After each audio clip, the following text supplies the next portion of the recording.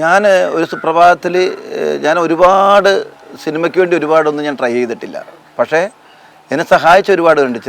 എൻ്റെ സിനിമാ ജീവിതത്തെ ചെറുപ്പകാലത്ത് ഞാൻ വരുന്ന സമയത്ത് സിദ്ദിഖ് ലാൽ, നമ്മുടെ അനിൽ ബാബു, പിന്നെ രാജൻ കിരിയത്ത്, വിനു കിരിയത്ത്, കലു ഡെന്നീസ് സാറ്, അതുപോലെ തന്നെ മറ്റേ വിനു കിരിയത്തിൻ്റെ ചേട്ടൻ അതാരാണ്, ബാലു കിരിയത്ത് സാറ്, അങ്ങനെ ഒരുപാട് പേര് എന്നെ വേഷങ്ങൾ തന്ന് എന്നെ സഹായിച്ചിട്ടുണ്ട്. ഒരുപാട് ആ കാലഘട്ടത്തിലൊക്കെ ഇവർ അന്നുള്ള സ്നേഹം ഇന്നും അവർക്ക് എന്നോടുണ്ട്. അവരുടെ സിനിമകളിലൊക്കെ പിന്നീട് വലിയ വേഷങ്ങൾ ചെയ്യാനായിട്ടുള്ള ഒരു അവസരം എനിക്കുണ്ടായി. അവരൊക്കെ ഒരുപാട് വേഷങ്ങൾ, ഇതിലാരെങ്കിലും വിട്ടുപോയിട്ടുണ്ടെങ്കിൽ ക്ഷമിക്കണം. കാരണം പെട്ടെന്ന് ഷൂട്ടിങ്ങിൻ്റെ ഇടയിലാണ് ഈ ഇൻ്റർവ്യൂ എടുത്തുകൊണ്ടിരിക്കുന്നത്. അപ്പോൾ അക്കാലത്ത് എനിക്ക് വേഷങ്ങൾ തന്നിട്ടുള്ളവരും പിന്നീട് എന്നെ പ്രോത്സാഹിപ്പിച്ച എല്ലാവരോടും എനിക്ക് കടപ്പാടുകളുണ്ട്.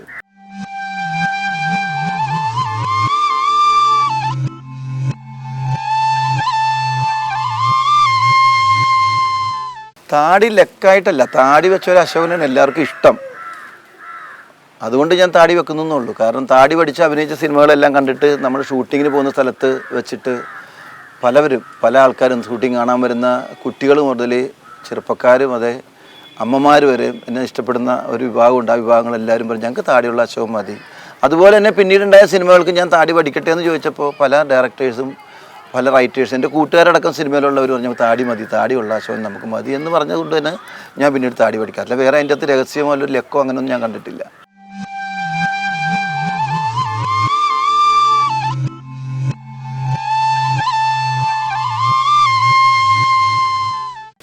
അങ്ങനെ രസകരമായ ഓർമ്മകളൊന്നുമില്ല. വിഷു, ഓണം എന്നൊക്കെ പറഞ്ഞ് എൻ്റെ ജീവിതത്തിൽ കുട്ടിക്കാലത്ത് വളരെ ദാരിദ്ര്യമായിരുന്നു എൻ്റെ കുടുംബത്തിലെ ജീവിതമൊക്കെ.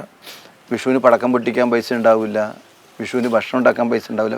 വയറ് നിറച്ച് ഭക്ഷണം കഴിക്കുന്ന ദിവസങ്ങൾ വിഷുവിനും ഓണത്തിന് മാത്രമായിരിക്കും. ഞങ്ങൾ ഓണത്തിന് എത്രയോ കൊല്ലങ്ങൾ ഞങ്ങൾ ഓണക്കോടി പോലും എടുക്കാൻ കഴിയാതെ, എന്നാലും നമ്മൾ ഓണപ്പൂക്കളമൊക്കെ ഇട്ട് ഓണത്തപ്പനെ വരവേറ്റ് അന്നാണ് വീട്ടിൽ എല്ലാവർക്കും വയറ് നിറച്ച് ആഹാരം കഴിക്കാവുന്ന ഒരു ദിവസം. അത് മറക്കാൻ പറ്റില്ല.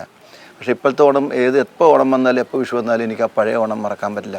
അന്ന് വർഷത്തിലൊരിക്കലാണ്, അല്ലെങ്കിൽ ഈ 2 ദിവസങ്ങളിലായിരിക്കും വയറ് നിറച്ച് നല്ല വിഭവസമൃദ്ധമായിട്ടുള്ള ഭക്ഷണങ്ങൾ കഴിക്കാനായിട്ട് പറ്റുന്നത്.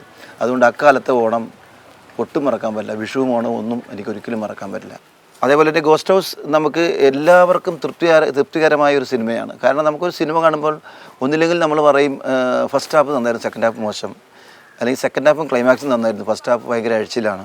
ഇത് അങ്ങനെയൊന്നുമില്ല. നമ്മൾ കൊടുക്കുന്ന കാശിന് ഈ 2-2.5 മണിക്കൂർ എന്തായാലും മുതലാണ്. നമുക്ക് 2.5 മണിക്കൂർ AC-യിലിരുന്ന് സിനിമ കാണുന്നതിന് നമ്മൾ മുടക്കുന്നത് 50 രൂപയോ അല്ലെങ്കിൽ 75 രൂപയോ ഒക്കെ ആയിരിക്കും നമ്മൾ മുടക്കുന്നത്. 75 രൂപയ്ക്ക് 2.5 മണിക്കൂർ കളയാനായിട്ട് നമ്മുടെ കേരളത്തിൽ എന്താ ഉള്ളത് സിനിമയല്ലാതെ?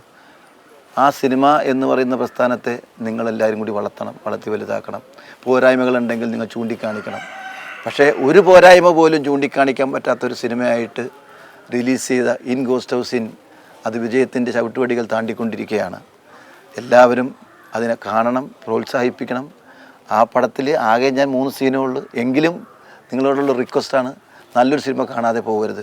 ഇത് ഞങ്ങൾ TV-യിൽ വരുമ്പോൾ കാണാമെന്നോ അല്ലെങ്കിൽ പിന്നീട് എവിടെയെങ്കിലും CD എടുത്ത് കാണാമെന്നോ തീരുമാനിക്കരുത്.